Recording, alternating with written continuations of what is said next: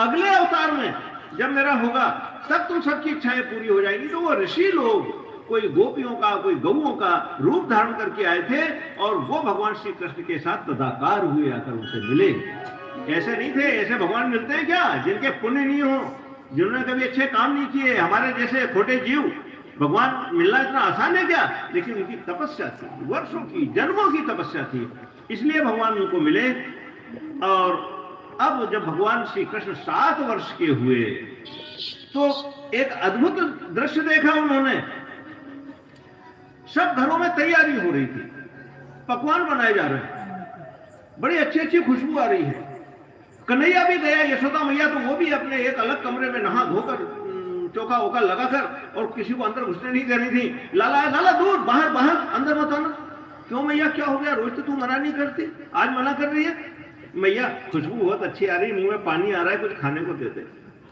नहीं लाला, ये अभी पूजा के लिए बन रहा है, ये किसी को नहीं मिलेगा, जब इसका भोग लगेगा तभी ये मिलेगा। बाबा मैया तो आज खाने को ही नहीं दे रही, और देखो ऐसी मीठी मीठी बढ़िया बढ़िया सुगंध आ रही है और मेरे मुंह में तो पानी आ रहा है। लाला नंद बाबा ने कहा कि लाला आज नहीं मिलेगा बेटा, थोड़ी तसल्ली रख, अभी पूजन हो जाएगा तो मिल जाएगा। बाबा किसका पूजन होगा? बेटा हम हर साल इंद्र का यज्ञ करते हैं, इंद्र की पूजा करते हैं। जब वो इंद्र का यज्ञ पूरा हो जाएगा तो फिर खूब भरपेट खाना, कोई कमी नहीं। बाबा ये इंद्र कौन है? 7 वर्ष का कन्हैया, बाबा इंद्र कौन है? बेटा ये वर्षा का देवता है, इंद्र पानी बरसाता है, पानी बरसाता है तो हमारे यहाँ धान अन्न वगैरह उत्पन्न होता है, हमारे गोधन के लिए अच्छी बढ़िया घास होती है, चारा होता है, ये इंद्र महाराज की कृपा से ही होता है।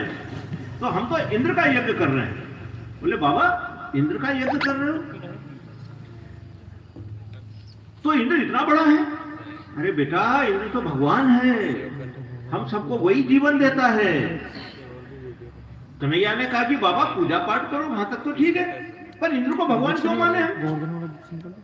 इंद्र को भगवान क्यों माने? अरे बाबा मैंने तो ये सुना है कि कोई भी 100 यज्ञ कर लेता है तो इंद्र का पद प्राप्त कर सकता है, तो इंद्र कोई भगवान थोड़ी हो गया।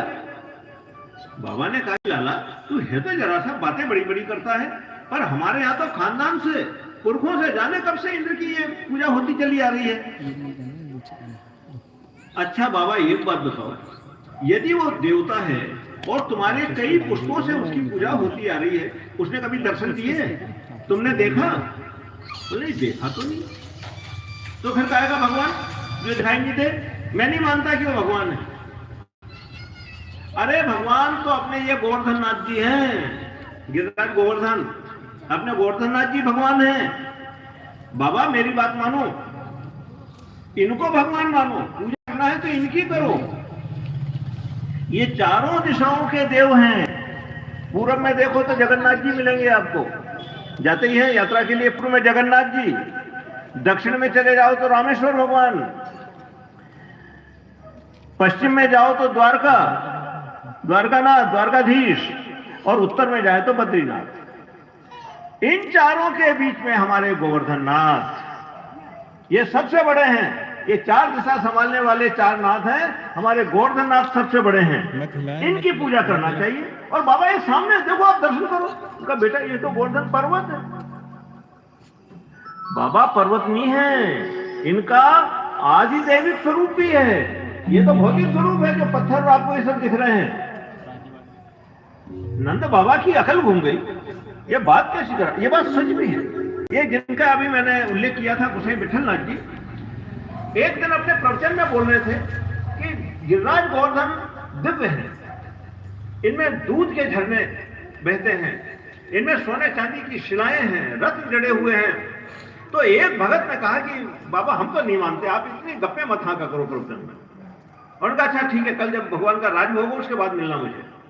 दूसरा दिन हुआ, भगवान की राजभोग की तैयारी हुई, राजभोग की सेवा हुई, उसके बाद उन्होंने कहा कि उस वैष्णव को भेजो हमारे पास। वो आया, बोले तुम क्या कह रहे थे कि दिव्य स्वरूप नहीं है इनका? तुमने देखा ना? जा देखो।